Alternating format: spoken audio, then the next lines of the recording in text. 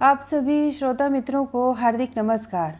प्रस्तुत है महेश कटारे जी द्वारा लिखित कहानी कुकाल में हंटर।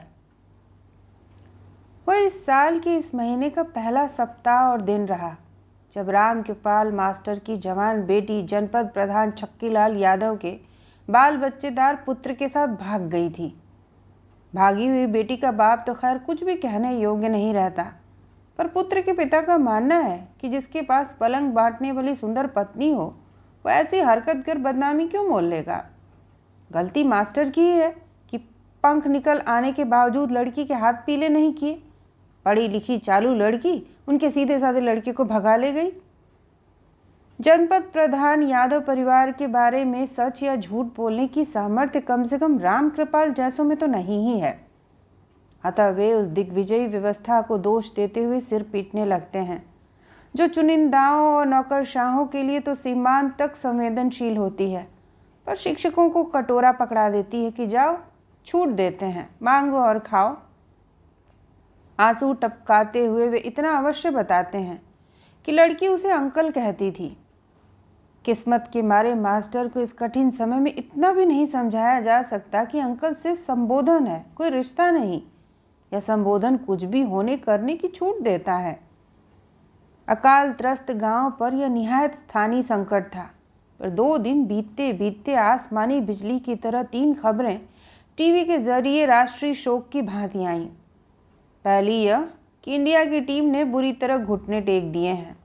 दूसरी में कहीं किसी परदेसी ने भारतीय नारी का अभिनय करने गई शिल्पा शेट्टी नाम की नायिका को रुलाकर मनुष्यता के प्रति ऐसा अपराध कर दिया कि सरकारें हिल उठी।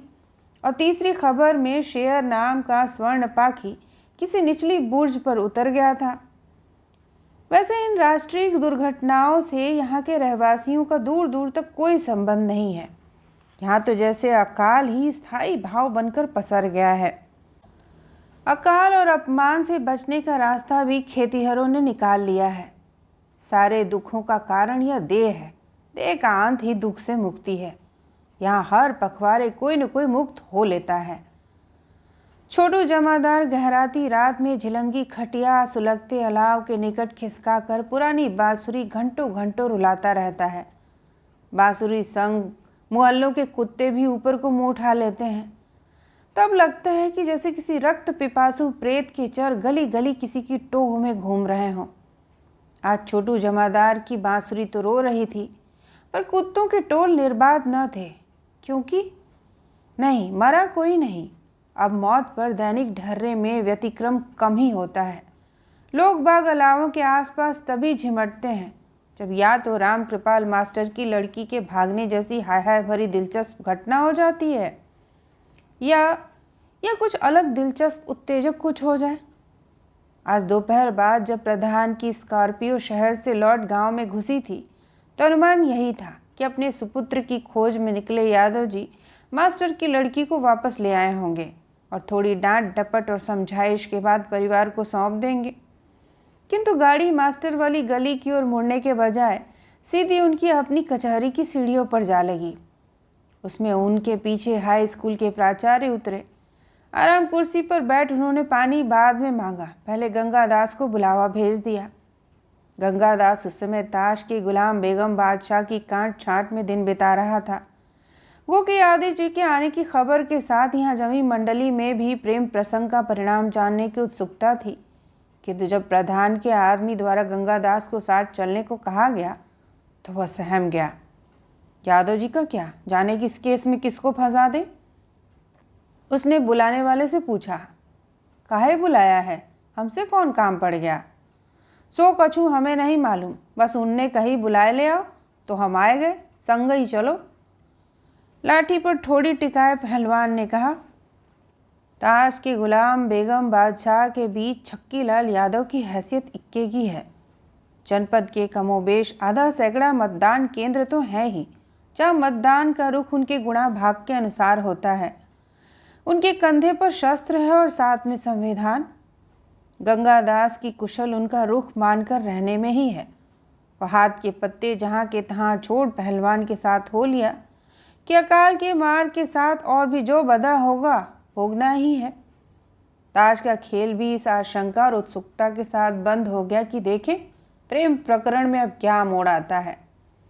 कुशंकाओं से लदे फदे गंगादास ने जब कचहरी की सीढ़ियां चढ़ी तब प्रधान जी आराम कुर्सी पर आंखें मूंदे लेटे थे। आहट सुन उन्होंने पलकें खोली। आ गए तुम? हाँ मालिक। गंगादास ने पैर छुए। गांव गेवड़े में यादव जी को उनके असली नाम छक्की लाल से कोई नहीं संबोधित करता। हर कोई अपने स्तर के अनुसार उन्हें दरबार, प्रधान जी, यादव जी, ठाकुर साहब, मालिक आदि कहता है। वो स्टूल खींच लो बैठने को। प्रधानाचार्य जी की कुर्सी के बगल में स्टूल के ऊपर चौतहा अखबार रखा था। प्रधानाचार्य जी के होठों पर मुस्कान थी।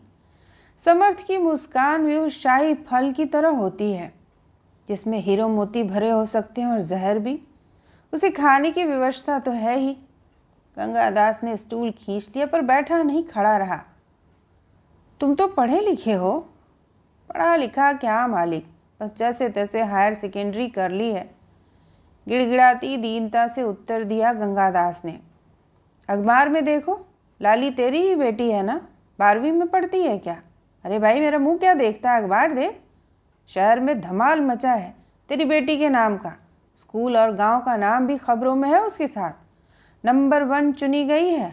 और हाँ, हमें अभी तक पता ही नहीं था कि हमारे गांव में इतनी सुंदर लड़कियां हैं। मास्टर जी समझाओ इस पढ़े लिखे बेवकूफ़ को। क्या प्रधान जी हो होकर हंस पड़े। गंगादास सिरा तागा मिला रहा था तो प्राचार्य जी ने बात साफ की। 2 महीने पहले जो प्रांत भर के स्कूलों की खेल प्रतियोगिता हुई थी ना, तुम्हारी बेटी लाली ने लंबी और ऊंची छलांग तो लगाई ही, साथ उसकी चाल ढाल और लुक भी हंटर्स को भाग गई। टैलेंट हंट के सिलसिले में वे लोग भी थे वहाँ, उन्होंने चुन लिया लाली को। मैं समझ नहीं पाया। गंगादास बुदबुदाया। अरे भाग खुल गए तेरे, कल कंपनी वाले तुझसे डील करने आ रहे हैं। 1,50,000 तो मिले ही समझो। मैंने स्कूल पे उनके स्वागत का सोचा है। तुम ज़रा लड़की को ढंग ढौर से सजाना, कभी कभी होठों तक आया जाम भी टूट जाता है। अचानक जीप पर आई उक्ति पर मुग्ध हो अब की बार कुछ और जोर से हंस पड़े प्रधान। इस बार उनका साथ प्राचार्य जी ने भी दिया। ऐसा नहीं कि गंगादास जाम, होठ और उक्ति का अर्थ न समझता हो, किंतु यह भी जानता है कि प्रभुता के आगे ना समझ दिखने में ही कुशल है। मालिक की बात रखने की पूरी कोशिश करूंगा, बस इस अकाल में हम जैसों के यहाँ सजने सजाने को धरा भी क्या है। गंगा, पढ़ा लिखा होकर बेवकूफ़ी की बातें मत कर। अकाल अकेला तेरे ऊपर ही नहीं है, हमारी 200 बीघा धरती सूखी पड़ी है। 2 साल की लागत के 10 लाख मिट्टी में मिल गए। इस साल की लागत नहीं लौटनी। खर्चे ज्यों के त्यों ही नहीं बल्कि बढ़ रहे हैं। गांव में रह के अध पेट या पानी पी के भी दिन गुजार लो। यहाँ तो शहर में शहर वालों की तरह रहना पड़ता है, खर्च करना पड़ता है, शहंशाही दिखानी पड़ती है। तुम लोग करते रहते हो, अकाल, हाय हाय, भूख, बीमारी, काम, पैसा। कभी भोपाल दिल्ली जाकर देखो, अकाल वकाल दिख जाए तो गोली मार देना मुझे। खैर तुम जाओ, और हंटर कल आ रहे हैं, उनके एजेंट से बात हुई है मेरी। अब जा तू, और मास्टर साहब आप भी कल की तैयारी करो। यादव जी जाने क्यों हाफने लगे थे। अवसर देख गंगादास पैर छूकर कचहरी की सीढ़ियां उतर आया। कायदे से भाग्य के अंधे द्वार में उजाला भरने की खबर सबसे पहले उसने अपनी पत्नी धनवती को देनी पड़ी, जिसे लाड़ में उफान आने पर वह धन्नो भी कह लेता है। गब्बर वाली फिल्म में हेमा मालिनी कहती है, चल धन्नो, इज्जत का सवाल है। चुनाव के टाइम भी उसे जगह जगह यही डायलॉग बोलना था, पर अपनी धन्नो को वो खबर सुनाएगा अमिताभ बच्चन की तरह। तो धन्नो जी, ये सवाल है 50,000 का। सोच लीजिए, आपकी सारी लाइफ लाइनें ख़त्म हो चुकी हैं। सोच समझकर उत्तर दीजिएगा, लाली या हंटर्स। तो लॉक करें? गंगादास ने अनायास ही तिवारी के घर की गैल पकड़ ली। तिवारी ने कलेक्ट्री में नौकरी की है, उन कलेक्टरों के हाथ के नीचे जो अंग्रेजी ही खाते, पहनते, ओढ़ते, सोते थे। इतना तो वो भी जानता है कि हंटर माने शिकारी होता है, पर शिकारियों का गांव की लड़की लाली से सूत्र नहीं जुड़ पा रहा था उससे। रास्ते में टोका टाकी और पूछताछ भी की लोगों ने। कहे गंगादास, आए गई मास्टर की मोड़ी? मैंने तो नहीं देखी। और लोगों के चर्चा स्वाद में उलझना नहीं चाहता था। यादव तो आए गए ना? हाँ, तो उनसे ही जाके पूछ लो। वो बढ़ता गया। तिवारी जी खरहरी खटिया पर तकिए का सहारा लिए ढलती धूप का सुख उठा रहे थे। उन्होंने गंगादास की पालागन पर आंखें खोली। बैठ। गंगादास अनगढ़ पत्थर की चौकी पर बैठ गया। और महाराज, एक कष्ट देने आया हूँ। कैसे कि अंग्रेजी का जानकार आप सा और तो कोई है नहीं जिले भर में। तिवारी जी हंसे। बांस पे मत चढ़ा, मतलब की बात बोल। महाराज, हंटर्स की माने क्या है? 12वीं क्लास तक पढ़ा है तू। हमने मिडिल पास करी थी, दर्जा 8। तो को नहीं मालूम हंटर्स की माने? गंगादास चौकी से उठ पैताने बैठ तिवारी के पैर चाँपने लगा। चींटी को पसेरी की मार न मारो महाराज, हमें तनिक ब्योरेवार बताए दो। पर तो को जरूरत आन पड़ी का हंटर की? देख भाई, नोट शीट में जिस शब्द का अर्थ पक्ष में कुछ होता है, वही शब्द विपक्ष या विरोध के लिए दूसरा अर्थ देने लगता है। शब्द की शक्ति उसका अर्थ निकालने वाले के अनुसार प्रकट होती है। जैसे एक शब्द आजकल किसी के भी सिर पर लाद दिया जाता है, सोशल जस्टिस, सामाजिक न्याय। अब इसका मतलब किसी के लिए अवसर पाना है, जैसे तू। यादव के लिए इसका अर्थ कुर्सी पाना है, और मुझे लगता है कि जैसे वह बेघर करने का षड्यंत्र हो। तू हंटर्स को किस मतलब से समझना चाहता है? गंगादास मान गया कि बुढ़ऊ बहुत घाघ है, पूरी बात जानकर ही कुछ बताएगा। अतः पांव पलटते पलटते उसने संक्षेप में पूरा वृत्तांत कह सुनाया। अब तिवारी बैठने को हो गए।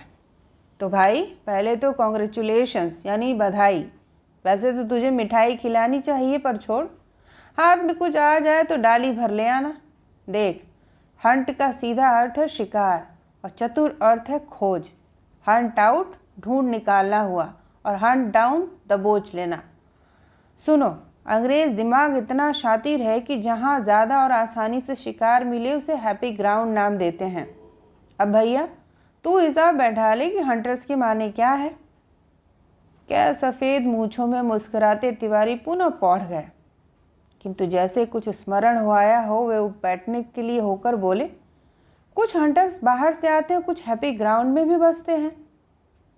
कटीली मुस्कान मारते हुए फिर खटिया पर फैल गए।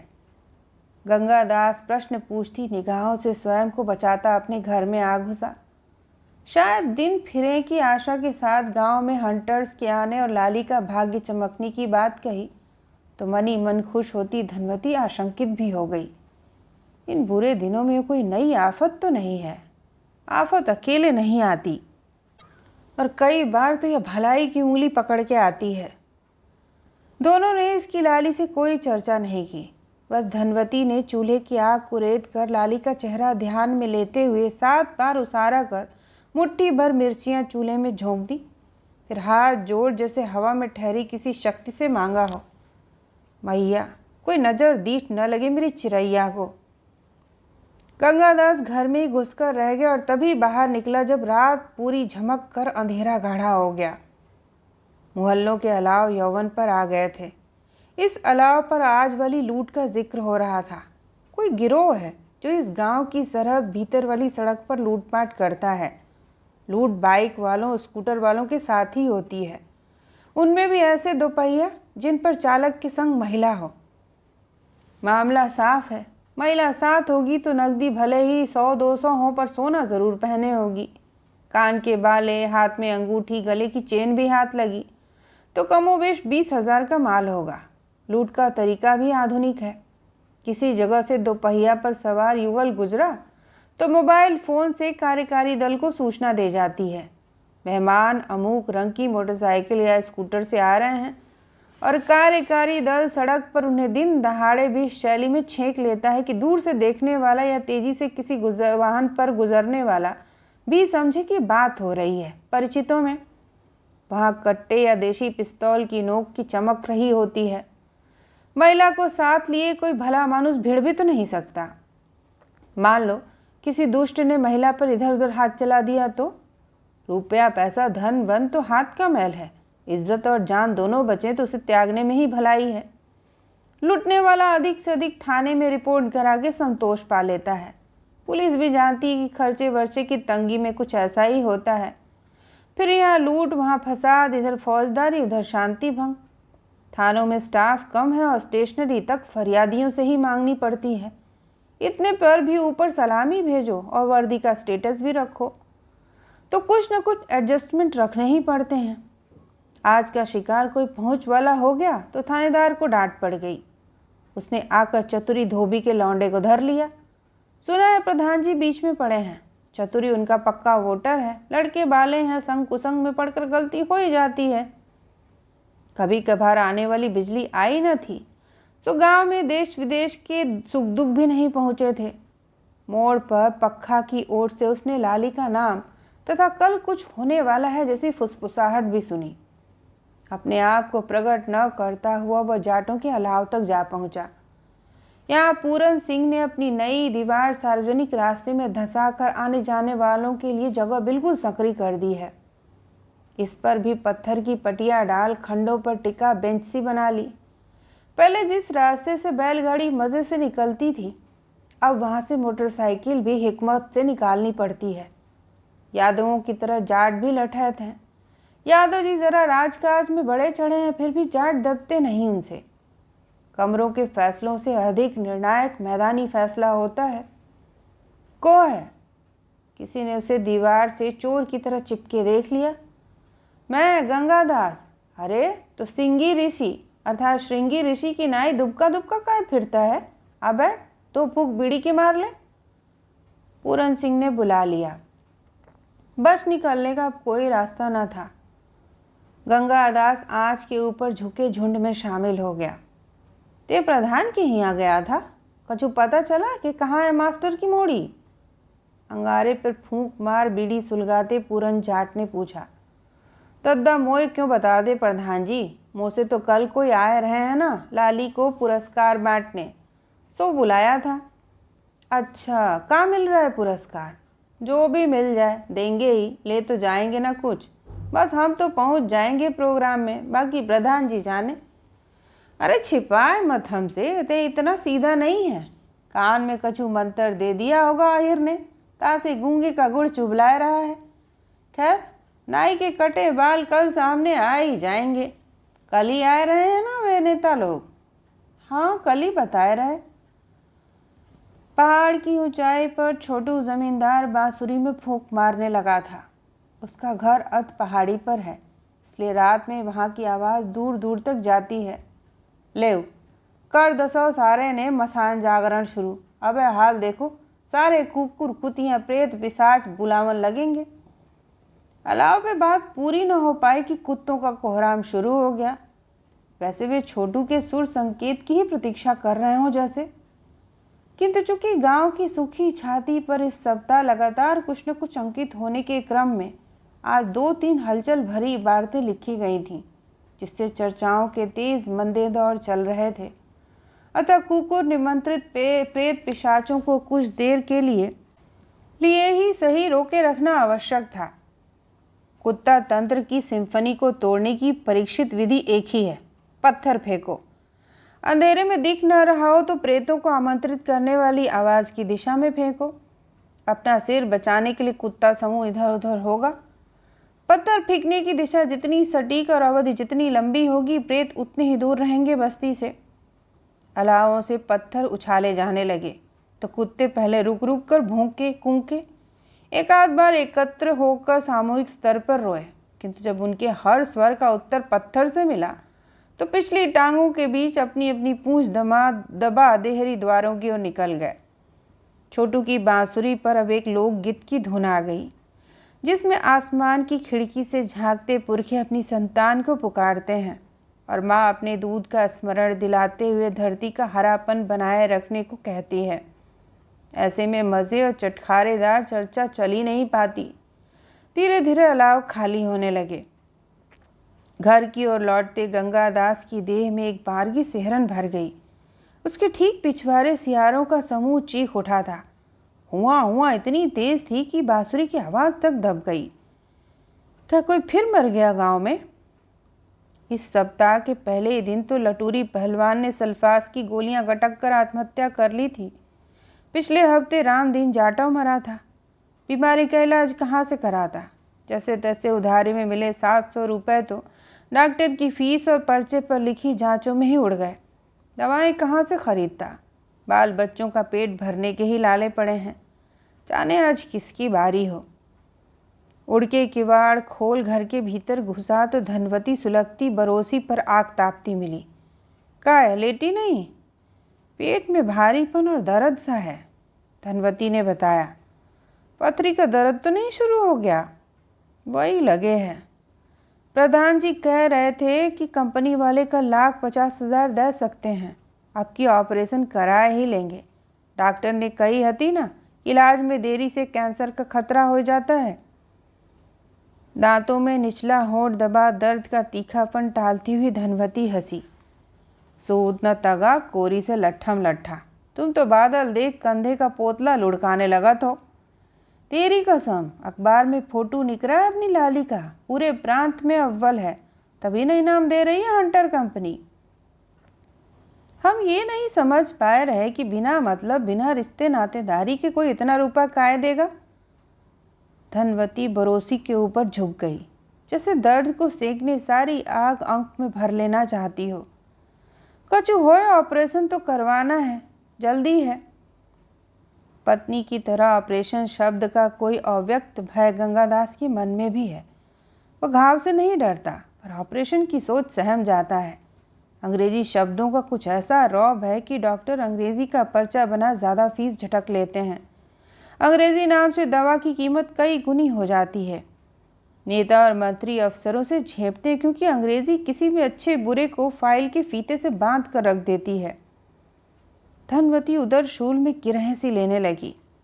अब तू लेट ले, मैं हल्दी मिला गरम बेसन तैयार करवाता हूँ, लाली मल देगी। गुनगुने पानी से हींग के 2 रबा गटक ले, बाएं बिसरने से कछु राहत तो मिलेगी ही। तो पत्नी को उठाकर पौर में ले आया। भीतर की झिलंगी बदलने की जरूरत थी, पर अब ज्यादा जोर से महसूस हुई। लाली पिता के पड़ोस की खाट पर छोटी बहन को सहेजे लेटी थी। भाई पिता के तख्त पर सोया था। माँ जब पीड़ा की गहरी सांस लेती तो लाली के भीतर भी कोई चिलक दौड़ने लगती, किंतु वो कर भी क्या सकती थी। माँ ने स्वयं ही उसे भाई बहन को संभालने के लिए कह दिया था। बेहाल सी माँ को आते देख वो खटिया छोड़ खड़ी हो गई। चूल्हे पे तनिक बेसन सेंक ले बिटिया, हल्दी मिला के चुटकी भर, 1 गिलास पानी हूँ गरम कर ले। लाली तुरंत उसारे की ओर दौड़ गई, जिससे सब कुछ समझ गई हो कि उसे क्या करना है। थिगरों और सजी रजाई उठाकर छोटी बेटी को तख्त पर लेटा गंगादास खटिया पर बैठ गया। सिराने मिट्टी के तेल की ढिबरी उतना ही प्रकाश फेंक रही थी जितने में परिचित चेहरों का अनुमान लगाया जा सके। ऐसे उजाले में एक पहचान भी चेहरे मोहरे के बजाय चाल ढाल तथा आवाज़ से अधिक संभव बनती है। गंगादास रजाई भीतर हाथ कर पत्नी के पेट पर फेरने लगा। आत्मीय स्पर्श भी दर्द को कुछ न कुछ सोखता ही है। गंगादास आज पत्नी के साथ मिलकर भविष्य पर विचार करना और सपने बुनना चाहता है, पर आदमी का सोचा हमेशा कहाँ होता है। लाली आश्चर्यजनक द्रुत गति से हल्दी बेसन की मलनी और गुनगुना पानी लेकर आ गई। हींग की डली पानी के साथ फांक कर धनवती बोली, बेसन लाली मल देगी, तुम नेक सीधी देह कर लो। गंगादास ने हाँ या ना कुछ न कहकर लाली के बैठने लायक जगह बना दी। बेटी जैसे हर संकेत का आशय समझती हो, वह जल्दी से गरम हल्दी बेसन पेट पर मलने लगी। निहायत स्थानीय किस्म का यह उपचार इतनी राहत अवश्य देता है कि तीखा शूल भी कुछ देर में सहने योग्य बन जाता है। सहने की विरासत गरीब और किसान को जन जन्मांतर से प्राप्त है। ऊपर से वह स्त्री भी हो तो पीड़ा का पहाड़ भी छाती पर धरे वह मुस्कुरा ही देगी। परेशान ना हो, घंटे 2 घंटे में कम हो जाएगी होल। 4-6 बार हो चुकी है, तुम तो ऐसे ही मुंह लटकाए हो के। 3 साल के लगभग है गए। अब बहुत जरूरी है ऑपरेशन, नहीं तो पथरी पित्त की थैली में घाव कर नासूर बना देगी। जब इतने दिन में नासूर ना भया तो थोड़े दिन और सही। बरस दर बरस से सूखती धरती पर कब तक दया न करेंगे मेघ। ईश्वर इतना निठुर नहीं है कि अरे ये तेरी चिंता की बात नहीं है, मैं हूँ ना। हाँ, एक बात ज़रूर करनी हती, चलो सवेरे देखेंगे। धनवती भाग गई। उसका पति कुछ कहना सुनना चाहता है एकांत में। सो पीर पीकर बेटी से कहा, तेजा लाली, अब कछु आराम है, मेरी खटिया पे जाए के सो रहा। कल इनाम बांटबे वारे आ रहे हैं, सो जल्दी पहुंचना होएगा जलसे में। हुल तो थोड़ी देर में मिट जाएगी। बेटी माँ के पेट पर बेसन की अगली चुटकी मलने लगी। शायद कष्ट के इन क्षणों में वो माँ के पास ही रहना चाहती थी, पर माँ बाप द्वारा दोबारा कहे जाने पर वह खड़ी हो गई। तुम्हारी खाट तो बूढ़ी वाली खपरेल में है। बेटी की बात पर वर्तमान की विपदा और आशंका भरे भविष्य की उधेड़ बूंद से ग्रस्त गंगादास भी हंस पड़ा। तेरी बूढ़ी दादी तो मरकर सड़क पहुंच गई, अब थोड़े ही आएंगी तो कुछ सताने डराने। पगली, तू ही तो बड़ी है घर में, डरी तो आगे कैसे चलेगा। हम लोग माटी के संग मिलके कमाने खाने वाले हैं, हमें ज़्यादा मजबूत, ज़्यादा चतुर, ज़्यादा हिम्मत वाला होना होता है। तुम लोगों को तो हमसे भी ज़्यादा लड़ना है जीने के लिए। लड़की की समझ में पिता की बातों का अर्थ तो न आया, पर लहजे और ध्वनि से लगा कि कोई गहरी बात कही गई है उससे। अध सोए भाई को कंधे से चिपका वह खपरेल की ओर चली गई। खपरेल और चूल्हे वाले ओसारे के बीच आंगन है। द्वार की दिशा पक्की पौर से घेरी गई है ताकि भीतर की कच्ची छान छतें ढकी रहें। ओसारा पुआल, गांडर अथवा सरपत से दूसरे साल छा दिया जाता है और तीसरी चौथी साल खपरेल के खपरे नए पुराने कर लिए जाते हैं। धनवती थोड़ी सफाई पसंद भी है, इसलिए अट्ठे में दो नहीं तो कम से कम एक बार ज़रूर घर भर को लाल मिट्टी और गोबर से लीप देती है। आंगन में अनार का पेड़ भी लगा रखा है। पानी की किल्लत के इन दिनों में वो पेड़ के घरुआ में ही पत्थर पर बैठ 2-4 लोटा पानी देह पर उलीच लेती है ताकि पेड़ को पानी मिलता रहे। अकाल की इस घड़ी में भी पेड़ भरपूर फला है। बेटी के जाते ही गंगादास पत्नी का पेट मलने लगा। तुम रहन दो, मोड़ी टरकाए दई, बोलो का बात है। धनवती पति को देखने लगी। व्यथा के बीच भी वह उत्सुकता न रोक पाई। ये पेट की हुल की पथरी जम कैसे गई, हमें कहाँ मालूम, जे तो डॉक्टर लोग जाने। डॉक्टर तो अब अपना घर भरना ही जानत हैं। ये सब होत रहेगा। वो मास्टर की मोड़ी आए गई? अब तक तो आई नहीं। प्रधान जी आए गए, वो भी खबर ले आए हैं लाली के फर्स्ट रहबेगी। अखबार में फोटो छपा अपनी लाली का, मैंने खुद देखा है। धनवती, अपनी मोड़ी सच्चे वो बहुत खूबसूरत है। और कहा ऐसे ही, मैंने मुट्ठी भर की मिर्चें झोंकी आग में, जाने कौन सी निगाह के हंसी हो। वैसे अब ये गांव रहने लायक नहीं रहा। मन की मर्यादा और आँख का लिहाज गायब हो रहा है गांव से। फिर राजा की चोरी करे तो न्याय को करे। मोह तो लाली की फिक्र होने लगी है। गैल घाट, स्कूल विस्कूल अकेले आवन जावन है। ऊंच नीच हो गई तो प्राण तजने पड़ेंगे। धनवती के माथे पर पीड़ा की जगह चिंता उगाई। मंदिर की मुंडेर पर उल्लू बोलने लगा था। छोटू जमानदार की बांसुरी सिसक सिसक कर सो गई थी। एक निधि है जो 1000 चिंता और पीड़ा में मरहम बनती है। धनवती अचानक ऐंठन से भर गई। गंगादास उसके ऊपर झुक आया जैसे पत्नी की आकुलता को अपने अंक में समेट लेगा। अनायास से उसकी आंखों से आंसू चू पड़े। तू ही रोकती रही धनवती, मैं तो तब भी कह रहा था कि बेच देंगे 1-2 बीघा ज़मीन, भर देंगे डॉक्टर की रकम। ज़मीन जिंदगी से बड़ी नहीं है। बड़ी छोटी को तो नहीं मालूम, पर इज्जत जरूर है किसान की। जमीन जाते हम किसान से मजूर हो जाएंगे। ठहर ठहर कर सांस खींचती धनवती बोली, हमसे तो मजूर भले, कम से कम मेहनत की कीमत तो मिल जाती है। खेती मेहनत भी खाती और लागत भी। कर्जा लेके खेतों का पेट भरते 3 साल हो गए। वो सोना कौन काम का जो कान ही फाड़ दे। तभी न बेच रहा है हर कोई खेत खलिहान दनादन। कम से कम अभी कुछ हाथ भी आ जाता है।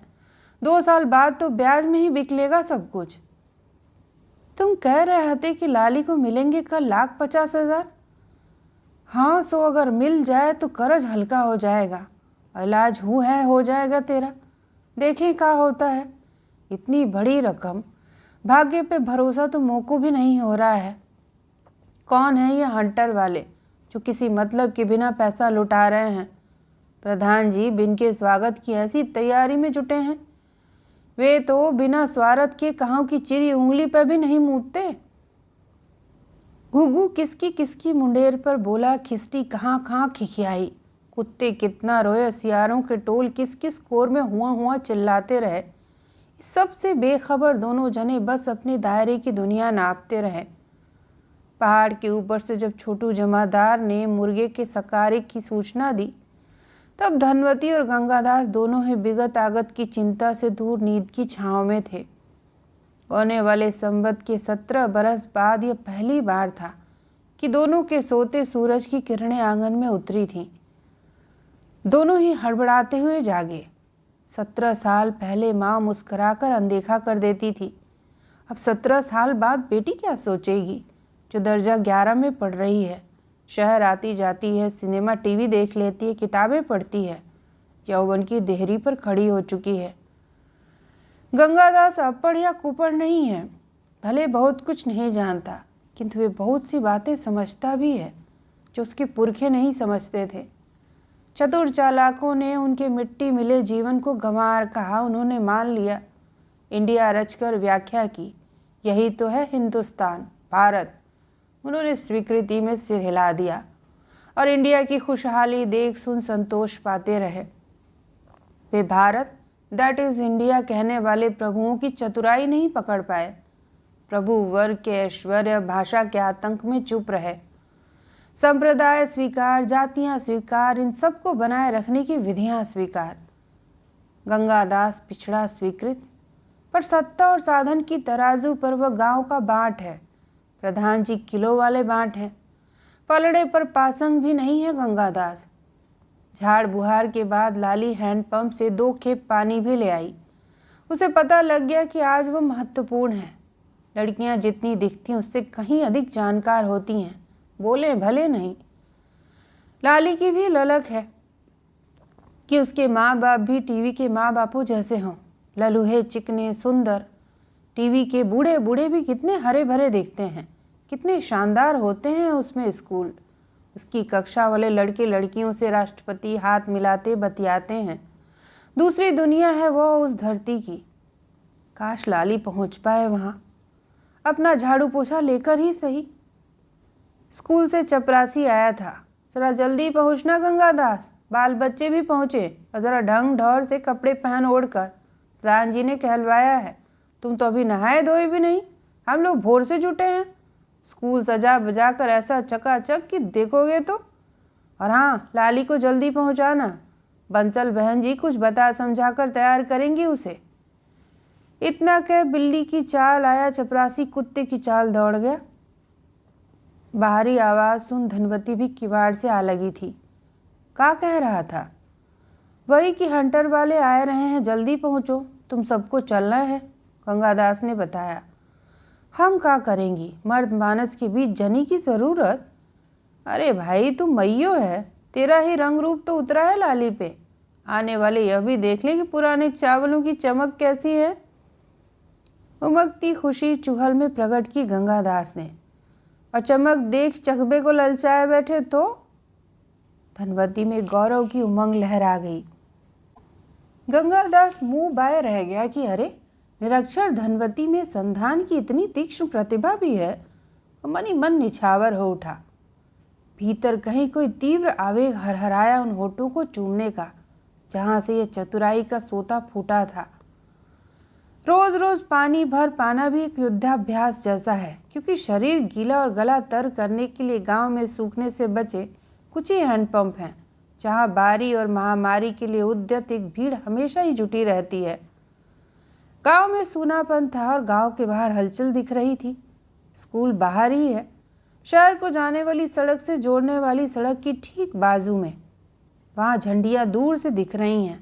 माइक टेस्टिंग की आवाज़ें भी घरों से ऊपर तैर रही हैं। नाई और चौकीदार दोनों ही मोहल्ले मोहल्ले में सबको स्कूल पहुँचने का बुलौआ देते फिर रहे हैं। सूखे ने किसी के पास कोई काम न छोड़ा था। चारे पानी के अभाव में अधिकतर ढोर डंगर औने पौने बेच दिए गए थे और न बिक पाने योग्य बूढ़े मरगिल्ले खूंटों से खोल हाँक दिए गए थे। भूख इस कदर पसर गई कि यदि कोई बछड़ा पड़ेरू गांव से बाहर निकल जाए तो कुत्तों का झुंड उसे चीर फाड़ देता। रात में बाहर अटका पशु सियारों या भेड़ियों का शिकार हो जाता। आदमी भी सुरक्षित नहीं रहा वंचरों से। कुछ परिवार घरों में दिवाली के दिए जलाकर दिल्ली, हरियाणा, पंजाब की ओर काम की खोज में निकल गए। कुछ अपनी अपनी साइकिलों से सुबह सुबह कस्बे का रुख कर लेते हैं। गांव में बच्चे, बूढ़े, महिलाएं और निठल्ले ही बचते हैं जो अधपेट पकाने खाने के साथ दिन हफ्ते कुतरते हुए अच्छे समय की प्रतीक्षा की पौनी काटते हैं। बीच बीच में हत्या, आत्महत्या, जन्म, मरण, हास त्रास की घटनाएं भी हो लेती हैं। मास्टर की लड़की के भागने या भगाने वाली घटना का चटपटा जायका सनसनी भरा और कुछ दिन चलने वाला था कि प्रधान जी हंटर वालों को ले आए।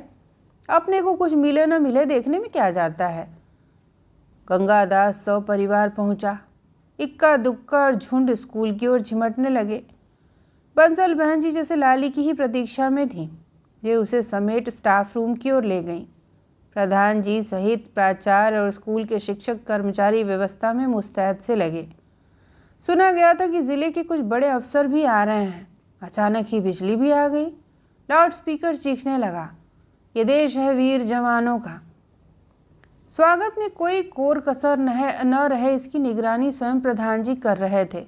उनके विश्वस्त और लठैत अपना अपना काम पूरे उत्तरदायित्व से संभाले हुए थे।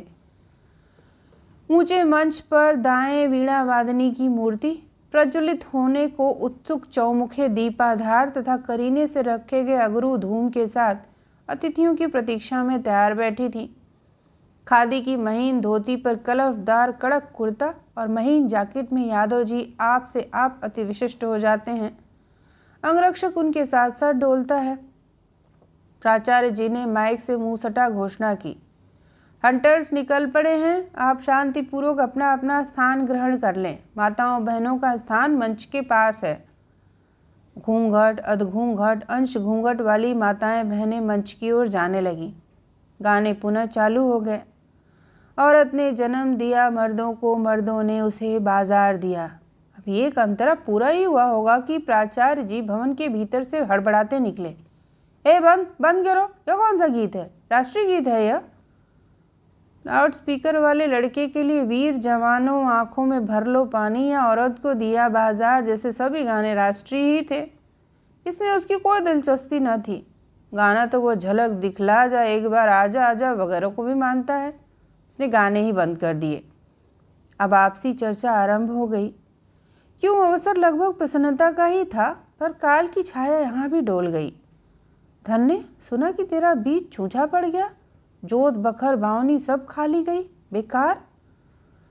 धनी राम महते मंगल जाट के वाक्यों का दोहरा आशय भाप गया। भैया अपना बीज तो अब भी इतना पावर रखता है कि बंजर में भी फड़फड़ा कर आंखें खोल दे। वो ससुरा सरकारी सिफारिश वाला सरकारी बीज था। कहते हैं अमेरिका भेज रहा है बांझ बीज, मोटा चमकदार और भीतर से नामर्द। अरे इसके भरोसे हो गए तो 4-6 साल में अपना देसी बीज भी खत्म हो जाएगा। फिर ताकते रहो उन्हीं का मुंह झोली फैलाए। और का एक बार की याद है, गेहूं के संग मिला के भेज दे गाजर घास के बीज। गेहूं 6-8 महीने खाए होंगे, गाजर घास खोदते खोदते 40 साल बीत गए। गांव की ओर से कुछ हल्ला हुआ तो लोगों के कान उधर लग गए।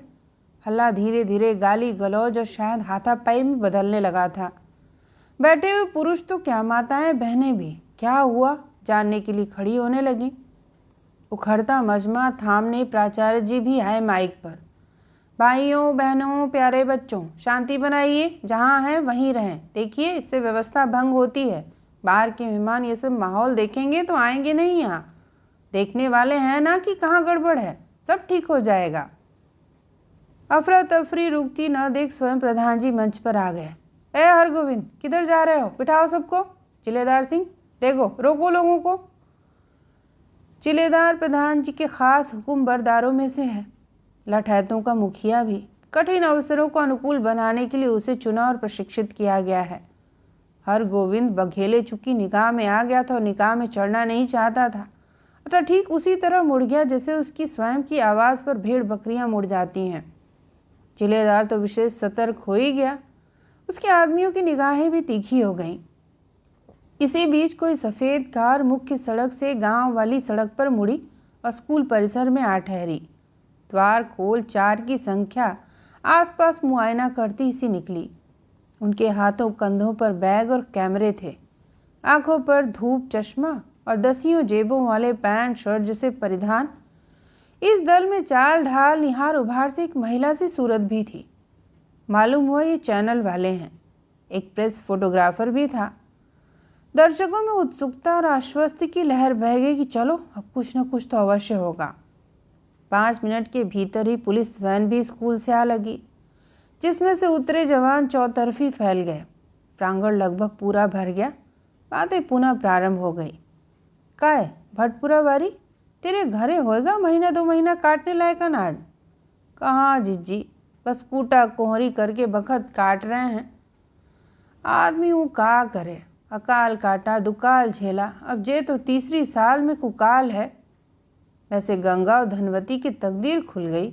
आदमी पूत को कमाऊ मानत है। इनने देखो, बिटिया चांदी के चौतरा पे बिठाए रही है। सुनी है कि लाखों के इमाम हैं। ऐसे कौन स्वयंवर अर्थात स्वयंवर जीत लियो या धनिया की मोड़ी ने? कटोरी काकी ने महिला मंडल में प्रश्न के साथ धनवती के प्रति जलन भी सरका दी। गोहद वाली गीता तहसीली कस्बे से आई, मिडिल पास है। क्रीम पाउडर लिपस्टिक वाली चटक मटक भी कर लेती है। पति मकान मिस्त्री है, सो खाने पहनने की तंगी भले है, लाले नहीं है। इस समय भी अपने आसपास की महिलाओं के नथनों को वो किसी भावती सी सुगंध से गनगना रही थी। नाक तक पड़ा घूंघट माथे तक खींचकर वह बोली, अबे लाख हजार के बारे में कछु कहा ना जा सकता काकी। ठाड़ी खेती गाभिन गाय तब मानो जब मूलों आए। गलत तो नहीं बोल रही मैं? गीता ने मंडली के मध्य अपना हाथ नचाया, जैसे जानकारी का लंगोट घुमा रही हो। राष्ट्रीय गीत पुनः बज उठे। तैयारी पूरी थी। सबके आंख कान सड़क की ओर लगे थे। दोपहर हो गई। खाने पकाने को भरपूर हो या चुटकी भर, चूल्हा सुलगाने की रस्म तो निभानी ही पड़ती है। तमाशे की प्रत्याशा में महिलाएं आ तो गईं, पर देर होती पा कसमसाने लगी। गोदी के बाल बच्चे भी चेंचे पीपी की भाषा बोलने लगे। प्रधान जी स्थिति समझकर बार बार घड़ी देखते और प्राचार्य हाथ के मोबाइल पर लगातार कुछ डायल करते दिख रहे थे। लो आ गए, वो आ रहे हैं कि तेज धीमी आवाज़ों के बीच एक के पीछे एक दनादन 3 गाड़ियां इन स्वागत द्वार के सिरे पर आ ठहरी।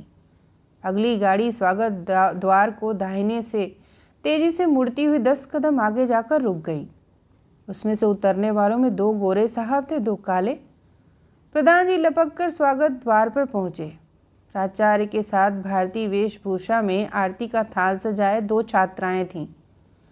गोरे साहबों की तिलक माला आरती हुई। यही बाद में स्वागत काले साहबों को भी मिला।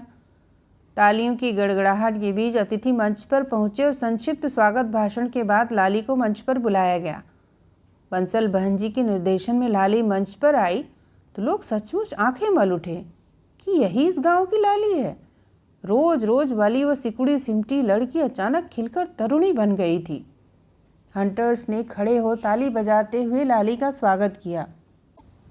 लाली की झोली में 50,000 का चेक और ढेर सारी चीज़ें भर दी गईं। विदेशी अतिथि ने मुस्कुराते हुए कवर में हाथ डाल उसे अपने से सटा लिया। कैमरा इतिहास के दृश्यों को अपनी आंखों में भरने लगा। जिस तेजी से हंटर्स आए थे उसी तेजी से वापसी हुई। प्राचार्य के कक्ष में 5 प्राणी अब बैठे थे। गंगादास, सोच लो, खूब बरताए लो बहू से भी, मौके बार बार नहीं आते।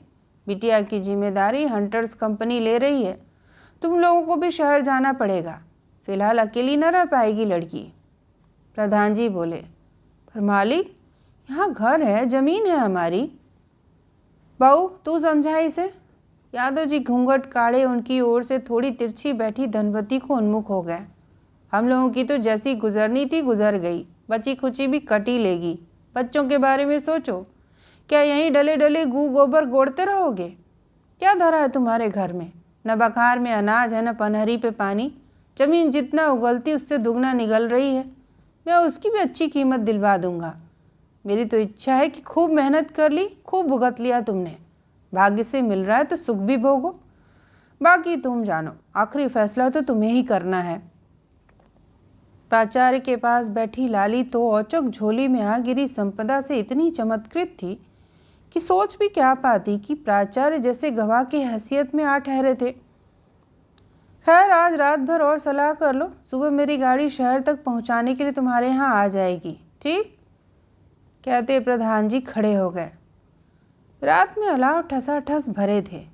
गांव भर में घर बाहर लाली नाम की ही चर्चा थी। भूखे अधभूखे सब गौरव में भरे भरे थे। फिर भी छोटू जमादार अपनी बांसुरी का रोना लेकर बैठ गया। आज सप्ताह का अंतिम दिन है। अरे भाई, तुम लोगों ने सुनी खबर? टीवी पे आ रही है। कालाली की खबर है? नहीं, वो सूखा वूखा की होएगी। लोगों की उधर से दिलचस्पी हट गई। अरे नहीं भैया, खास खबर है। नरेश नाई चहक रहा था। खबर है तेरी? बात को रबड़ की भांति तानते नरेश पर मंगल सिंह कुर्रा उठे। अरे दद्दा सुनो तो, नंबर 1 इंडिया की टीम क्रिकेट जीत गई, नंबर 2 शिल्पा शेट्टी हंस रही है और नंबर 3 कोशेयर है जो बहुत ऊंचे चढ़ गया है। इंडिया की खुशी दूसरे अलाव को बताने के लिए अब नरेश नाई और आगे बढ़ गया। तो यह थी महेश कटारे जी द्वारा लिखित कहानी। सुनने के लिए आप सभी का धन्यवाद।